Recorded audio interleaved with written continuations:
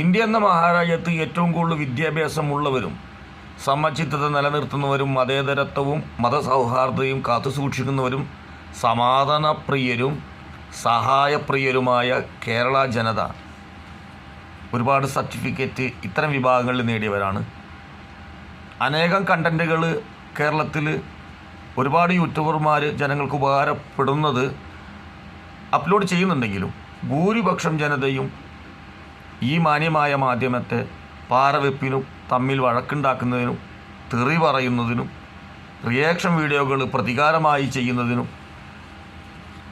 പറഞ്ഞ വാക്കുകൾക്ക് മറുപടി കൊടുക്കുന്നതിനും എന്ന നിലയിൽ അനേകം ചാനൽ തുറന്നിരിക്കുകയാണ്. ലോകരാഷ്ട്രത്തിലെ ജനങ്ങളെല്ലാവരും തന്നെ മനുഷ്യൻ വിസ്മയിക്കുന്ന, കാണാൻ ആഗ്രഹിക്കുന്ന,